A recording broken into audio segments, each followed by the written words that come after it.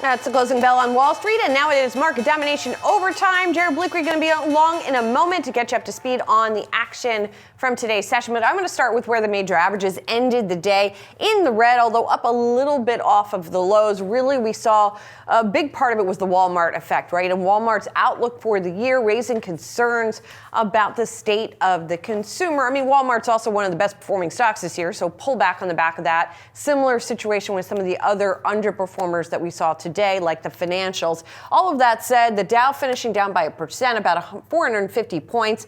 The S&P 500 off by 0.4%. It too up a little bit off of the lows, and the Nasdaq down about 0.5% as well in today's session. Now let's send it on over to Jared for a closer look. Thank you, Julie. With the low volatility and all these record highs just coming in very small increments, it seems like 4 or 5 steps forward, one giant step back. But even saying that, S&P 500 only down about 0.5%, not even there right now, so not a huge loss for the day. Seeing volatility pick up just a little bit here. We can see the VIX is at 15.5, nothing to write home about. And we can also check in on the U.S. dollar index, which critically was trending down for most of the day. And on a year-to-date basis, you can see it is hitting new lows for 2025. Generally good for risk markets, but not necessarily on a day-to-day basis. And let's get into the sector action.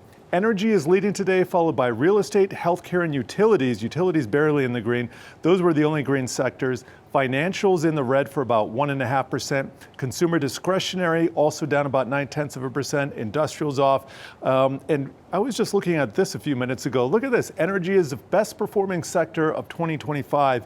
Followed by communication services, healthcare, and then materials and financials. I would guess that most people didn't expect that coming into the year. But we're going to get back to the day's price action. Check out the NASDAQ 100. You see a bit more red than green. And in the mega caps, you got the 3 large ones there that kind of distorts things. None of them up particularly a large amount.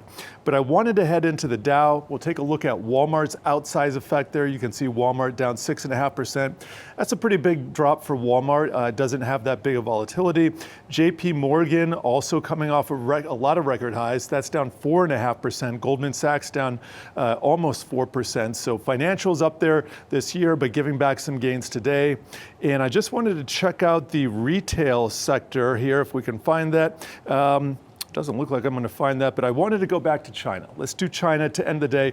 Alibaba up 8%, JD.com up 5%. China has been on a tear. You don't necessarily see a field of green here, but Baba, the biggest, definitely leading things higher. Guys? Jared, thanks so much. A tough day on Wall Street. The S&P 500 pulling back from a record as Walmart's guidance raised concerns for investors.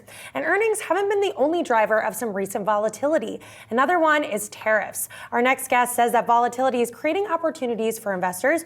Joining us now is Jeff McLean, Solidarity Capital CEO. And Jeff, tariffs has been the talk on Wall Street. You call it a distraction, but again, leading to some opportunities. So where are those pockets of volatility in your view? Yeah, great question. I think with tariffs, it's admittedly the number one question we're getting from investors and clients of what that means. What it does, though, is create some great opportunities. Look at Walmart today. Walmart plummets based on some weakness in their forward projections, although the CFO came out later today to say, whoa, you're taking this way too far. We do this every year. Relax. But a lot of the worry is around tariffs related to Walmart. Related to the weakening consumer, related to inflation, related to tariffs. And when you have an opportunity like a Walmart that's done incredibly well to start this year, as your colleague just talked about, they had a great start to the year. They dropped today. I would say the drop today is a little overreaction. That's a perfect example of a great opportunity to seize based on volatility.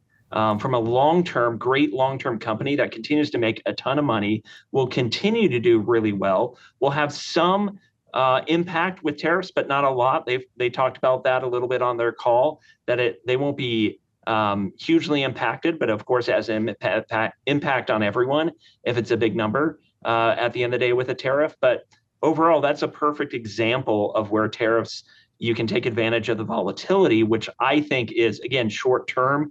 There's a big difference between the negotiating position that the president's trying to take with these big numbers against Mexico, against Canada, The only one actually put in place is the one against China and a bunch of threats on other ones. But again, it's a negotiation. And I think long term, the impact of it will be very muted.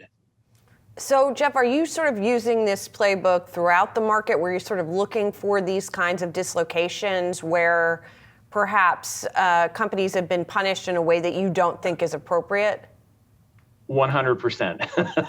And so, I mean, there's just an opportunity when that happens. If you have a really good company, right? We're from an investment perspective, we're all about buying really good companies long term. But as some of the great investors always talk about, Howard Marks, one of them, the predominant factor in your return is what did you buy that at? And so if you're watching a few of these companies, you're keeping them on your target list, you're trying to find that good entry point from a valuation perspective, and you get a mispriced drop because of the news of the day, tariffs, or what did the president tweet this morning, or whatever network he's on. I can't remember what that's called, but whatever it is, he puts out some proclamation and boom, you have a drop in a company you love. It's a great opportunity. I mean, you look across the market today of some of the companies that have dropped a lot. You mentioned Walmart on there earlier. JP Morgan was on there as a big dropper today. Goldman Sachs. If you like those companies long term, and now you can buy them in 4 to 6 to 8% off of where they were just 24 hours ago, that's a fantastic opportunity to play the volatility. Let's stick with that opportunity. Nike, you like it, hasn't done that well. Where do you see the value there? Yeah, Nike's had a rough road. Admittedly, a lot of that was with the prior CEO. Big news on Nike these past 2-3 weeks, right? They finally did their first Super Bowl ads in quite some time that had a lot of big traction. You had a Nike athlete, Jalen Hurts, wearing Jordan brand shoes during the Super Bowl. You have Bill Ackman upping his stake by 15% over the past week. And you have the deal with the Kardashians, right? The Kardashian brand. That's a big opportunity. And as they talked about, they've kind of missed the road a little bit with this Lululemon play and the success Lulu's had. If they can focus more on the women's segment, continue to grow it. We are super bullish, I think, along with kind of Bill Ackman and the other activist investors into Nike of where this could go. And with Elliott Hill at the helm, right, it's an incredible story. This is a guy, again, who started as an intern at Nike 37 years ago. How amazing is this if he can actually turn it around? They have momentum. You have not seen that play in the stock yet, openly. But if you're looking at Nike from a long-term play, think 2, 3, 4 years from now, I am bullish on where Nike can go, that they can get back to where they were and they can right the ship. Jeff, we'll be watching it to see how that plays out. Yeah. Good to see you. Thank you. Yeah, thank you. Coming up, we'll get you the latest earnings results from Rivian and Block as those numbers are crossing the wire. Stay tuned. More market domination overtime coming up.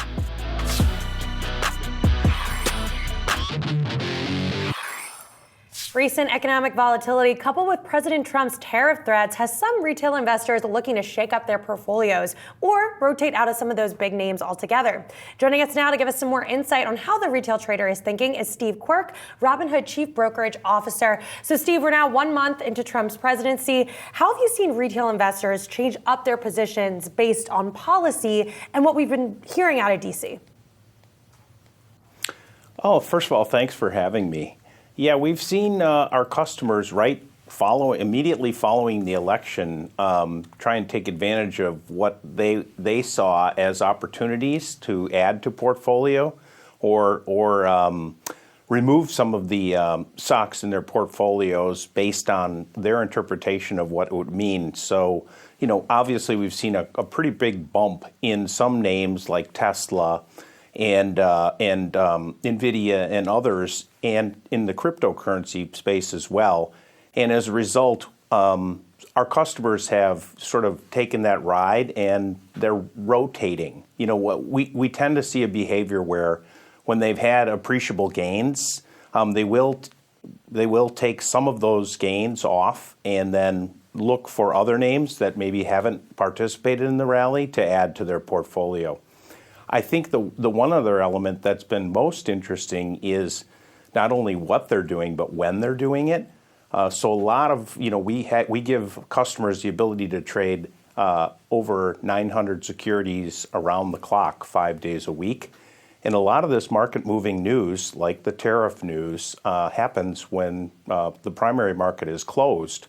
So we've seen a big growth in people trading when market-moving news is happening.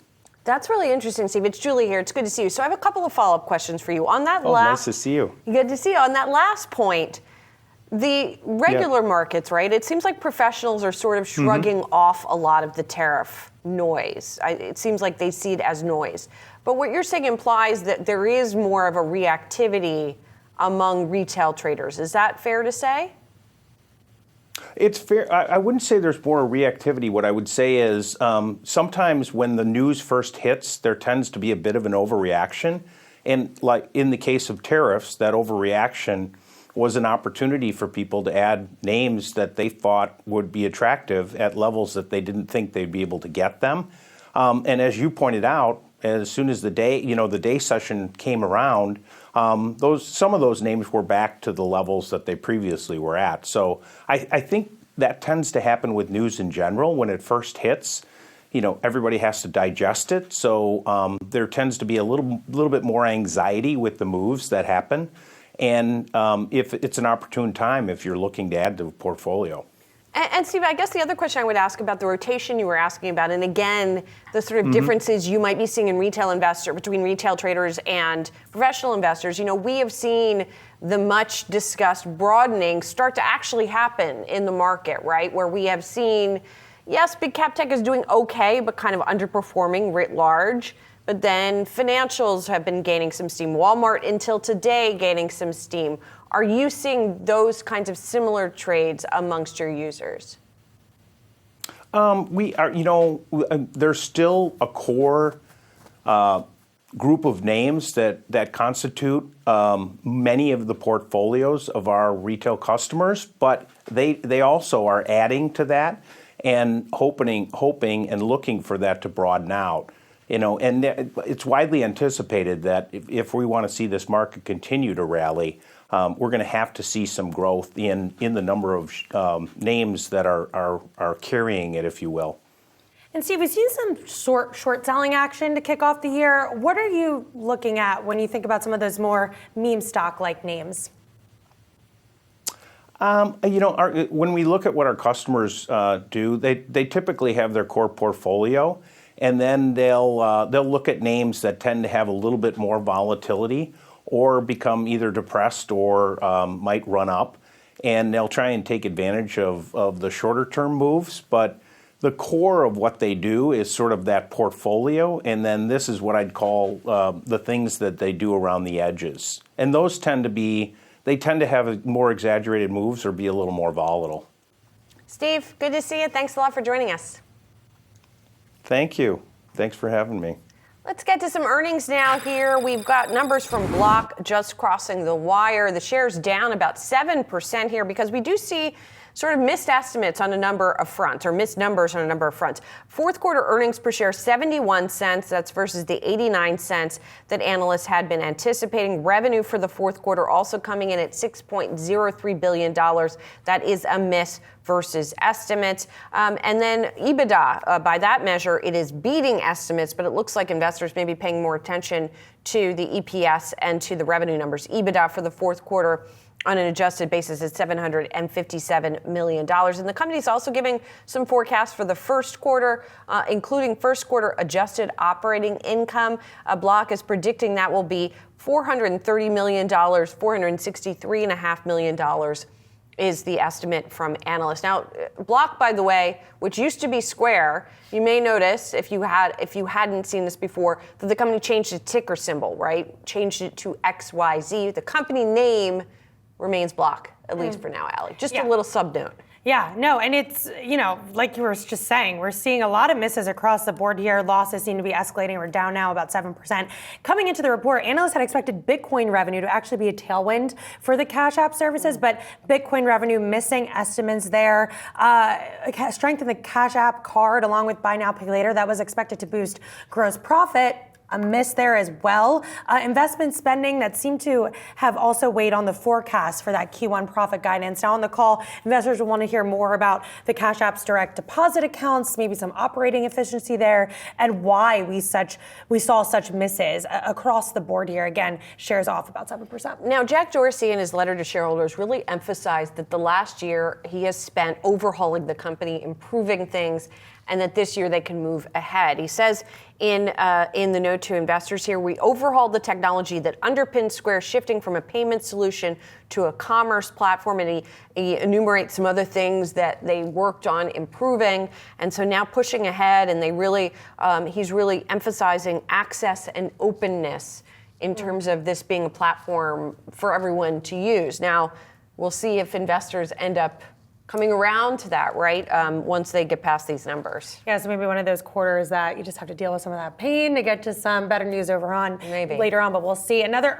earnings report that we're taking a close look at is Rivian. Shares of the company, they're up right now, about 3.5% there after the car maker reported mixed fourth quarter results, but it did come through on posting a gross profit for the quarter, $170 million in Q4. That was primarily driven by improvements in variable costs, revenue per delivered unit, and fixed costs. They also had an expected full year 2024 EBITDA loss that was smaller than expected, and they also see a smaller loss in 2025 compared to a year ago. Now, Q4 was an interesting one for Rivian, especially when we think about the policy of it all. They had back in earlier this year, they announced an expansionship of its partnership with Volkswagen. November of last year is when they made that announcement. And they also recently revealed that they won a conditional commitment from the Department of Energy for a $6.6 billion loan. Now, with everything going on in D.C., all those DOGE efforts, that loan could be under some scrutiny there. So Rivian, one of those companies where the policy story is just so murky that it's encouraging to receive a solid report like this. Well, and they acknowledge that in the release here. RJ Scaringe, the head of the company, saying in the statement, or they said in the statement, external factors could impact Rivian's 2025 expectations, including changes to government policies and regulations and a challenging demand environment. And they note Rivian's guidance represents management's current view on potential adjustments to incentives, regulations, and tariff structures. So modeling it in as best they can here, the company says that adjusted EBITDA this year will be a loss of $1.7 million to a loss of $1.9 million. They said this year they plan to deliver 46,000 to 51,000 cars. That's a little bit short of estimates. I gotta say, anecdotally, I feel like I've been seeing more Rivians around lately. Have you? I've been seeing a lot of Tesla Cybertrucks recently. Well, those are hard to miss. Maybe that's why, Julie. But yeah, there's definitely more of these things. Yeah, in early January, the company produced nearly 50,000 vehicles and delivered nearly 52,000 in 2024. So we're seeing a little bit of that year-over-year deceleration. But I mean, we're at the mid-end of those estimates there, at least for January. Well, from EVs to robots, shall we? Love it. Companies are getting in on humanoid robots, specifically big tech players like Tesla, Amazon, Google. They each are funding or developing humanoid robotic systems, while Meta and Apple reportedly also getting in on the action, according to Bloomberg. But the reality of it all will take some time. Here with more, Yahoo Finance's resident robot reporter. He's not a robot himself. He reports on robots. Dan Howley. Hey, Dan. Yeah, Julie, it's interesting. This is something that's seemingly blowing up now within big tech, although it's been obviously going on for quite some time. We've seen things like the Boston Dynamics robots over the years, but now we're seeing more and more big tech interest in this space, whether it's through, as you said, funding or working on the systems themselves, like companies like Amazon and Tesla do. Ford is also in there. Some automotive makers really a part of this because the technologies are similar in that you'll see some companies use different kind of sensing capabilities in cars and then go ahead and put them into robots as well. It makes sense when they're trying to navigate the world. But part of the problems that we've been seeing over the years for these robots is really the bipedal situation. Walking, it turns out, is incredibly difficult. It took us, I don't know how many thousands of years in evolution to go from all fours to standing upright.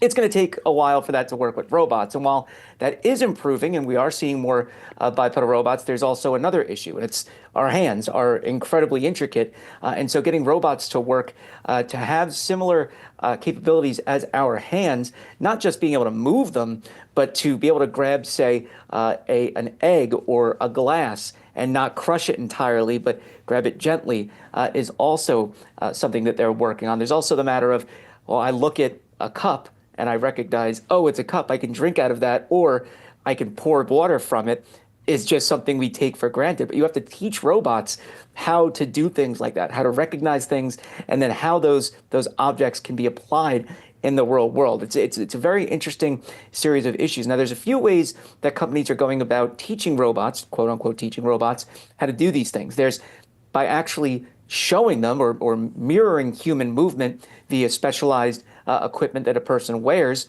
and then is translated for a robot, or through simulations. Now, NVIDIA at CES 2025 had showed off its Cosmos world models, and that's really where they kind of develop real-world situations digitally and map that so that a robot can understand how things would happen in the real world. It's less expensive because it doesn't mean having to put a robot at risk.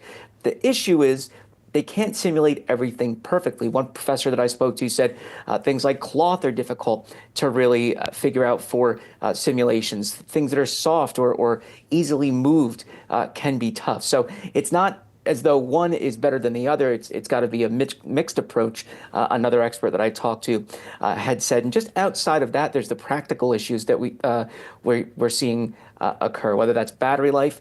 Your phone might last for a while. It's not going to last as long for a robot. And then heating. Believe it or not, the motors and actuators that move robots heat up over time, and they'll have to shut down if they can't cool off fast enough. So it's interesting. We're seeing this push right now, but there's still going to be a ways to go. And though it sounds like I'm poo-pooing it, I spoke to one expert who basically said it's going to happen. Well, we'll see when. It sounds like it's going to take a while, Dan. Thank you. Time now for What to Watch Friday, February 21st. Starting off on the housing front, we'll be getting monthly existing home sales data for January in the morning. Economists forecast sales there will drop compared to December to an annual pace of 4.13 million. The new data providing a clearer picture into a housing market dealing with high mortgage rates and elevated home prices. And checking in on the Fed, some more Fed commentary coming throughout the day with Fed Vice Chairman Philip Jefferson and San Francisco Fed President Mary Daly. This coming after comments yesterday from Atlanta Fed President Raphael Bostic. Bostic telling Yahoo Finance that he's not taking anything off the table when it comes to interest rate cuts at the next Fed meeting. Taking a look at the consumer, the final reading on consumer sentiment for February coming out in the morning. Economists not expecting any change from the prior reading of 67.8, giving us more insight into the state of the consumer. And that'll do it for today's Market Domination Overtime. Be sure to come back tomorrow at 3 p.m. Eastern for all of your coverage leading up to and after the closing bell. But don't go anywhere. On the other side of the break, it's Asking for a Trend. I've got you covered for the next half hour with the latest and greatest market-moving stories so you can get ahead of the themes affecting your money. Stay tuned.